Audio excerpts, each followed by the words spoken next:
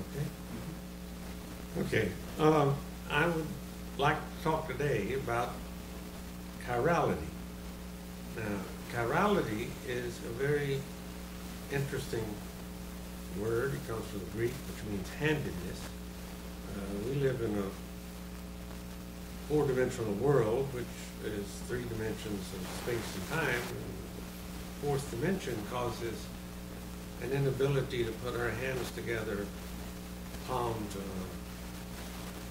backside, because our thumbs stick out the side, and we put our palms together, they match. But that handedness is caused by the even number of dimensions. The mathematicians say that all even dimension systems are handed, so I believe. Now, because this is a four-dimensional system, there is a consequence to the way I start the four loops. I tend to start LDNA, which means that left hand, left hand, left hand, left hand in a spiral. Imagine drawing a circle. My finger in time is not drawing a circle, it is drawing a spiral, because time is moving. My nose has just moved through time, and you saw it do it, but now it's here and it's not there. That's the kind of the consequence of time. At any rate, four loop LDNA. Then I do a different thing with my right hand, down through with the thumb on the index one, than I do with my left hand, up through the index and back. And the bottom has to go up through with the right hand and down through with the left hand. So I've done very different things with the top and the bottom of this figure. Now I'm going to complicate the center. And I'm going to do it by doing a thing called left dominant switch of loops. That's what I call it, because my left loop that I take off of my index goes over the right loop, the right index, and then my hands go back. Then I do a left dominant switch also of the middle fingers, left dominant, and back. Now I finish this figure, which has a little thing like that, like a little growing snake, by doing a four loop in a week neck. My favorite ending. And there I go. And here's going here, here's going here.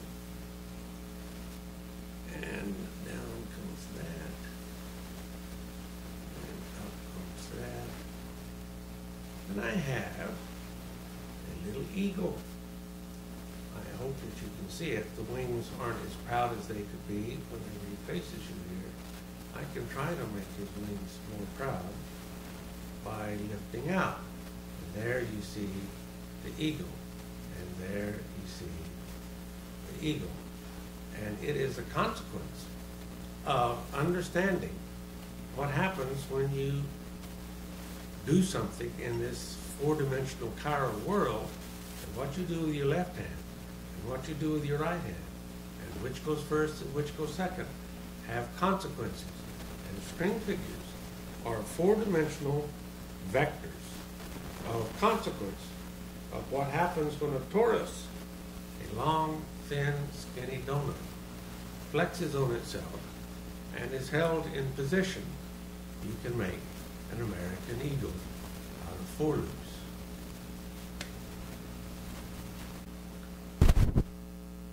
Okay, I just did a thing, an American eagle, and one of the things that happens when you start doing string figures for more than just kids' fun, you tend, let me see if I can guess, you tend to have enough control over your figures that you want to optimize them on your hands. It becomes a sort of work of art.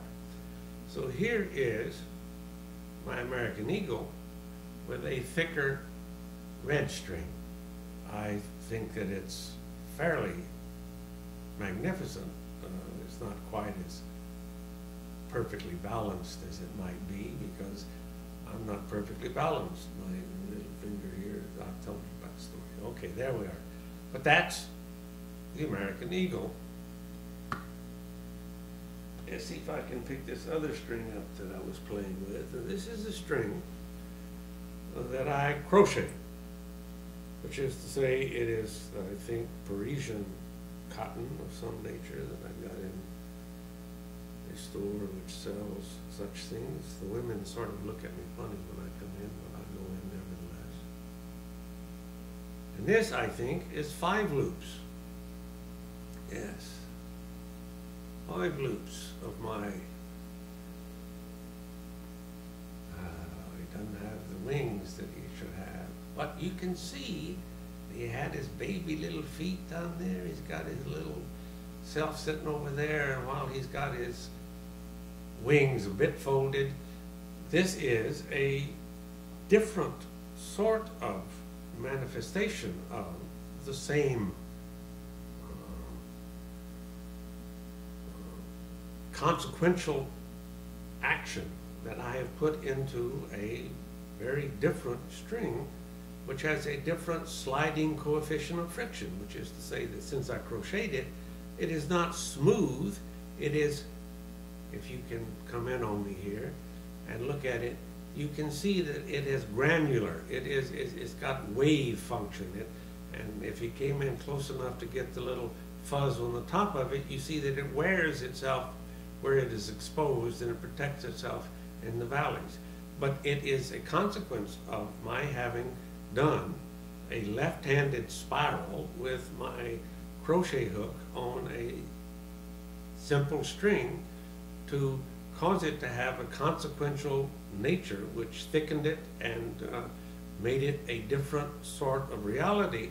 And I was able to use that to make this yellow eagle. Now, I think, yes, and this is a hard one, so you'll have to hope that I can capture it. It is a little white string which is very slippery. Because it's slippery, it just slips down there, see? It is slippery, it doesn't hold this information very well, and now I'm losing it. But it's a very interesting difference that you would have seen of the little eagle, American Eagle, I suppose, rampant or whatever those things do. But it is a more slippery, smaller string, and you will find that you will have very favorite strings that you find which are resonant to the way that you think, and that whenever you use them, you will find very special strings or very special figures.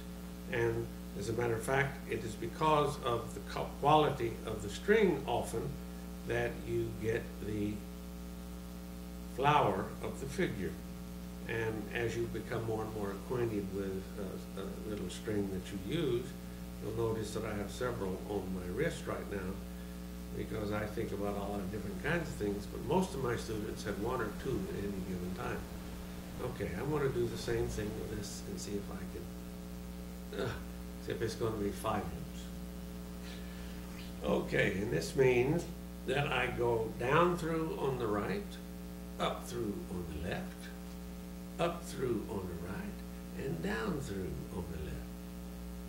And then I left dominant switchy wonky, left dominant. Oh, it's hard to keep all them strings in the right place. Okay, and one last time down here without dropping that one. That's a very interesting way of the ring fingers are the more difficult of all of the strings. What did I just do? See that? The ring fingers don't work. Some of the people that I have talked to who like string figures tell me that my ring fingers do more than theirs normally do, and it takes a while to learn how to do them. But you can. Okay, oops, wrong way. Down through, up through, up through, down through, left dominant,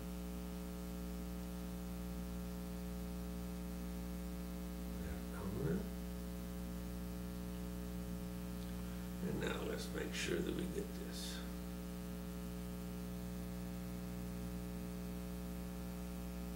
Left dominant. Okay. And we can get our little man, there's our little eagle warming. Go a 5 loop. And with that, there's an ending.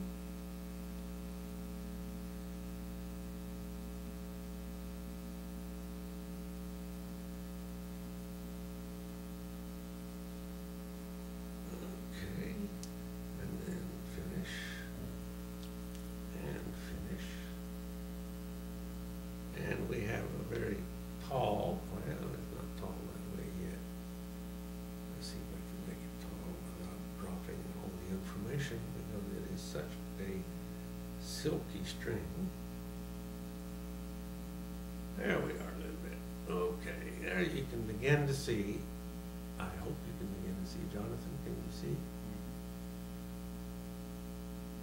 Little feet on the bottom. The wings aren't spread as properly as they should be because this string tends to slip on itself, doesn't hold its position, the sides, like my crocheted string, for example. And so this is the eagle one gets with a very slick, slippery string. Okay, this is a 4-loop eagle, as I have been talking about, except this time it is an octagon as its string. You are looking at the side that I don't see. One of the things about a direction of time, a 4-dimensional vector system, is that what you look at is what's ahead of you. And I will now try to get a picture of this as I see it so that you can enjoy it. And I'll have to turn around and put it against the background here and hope that I can keep it well enough shown. Can you see it?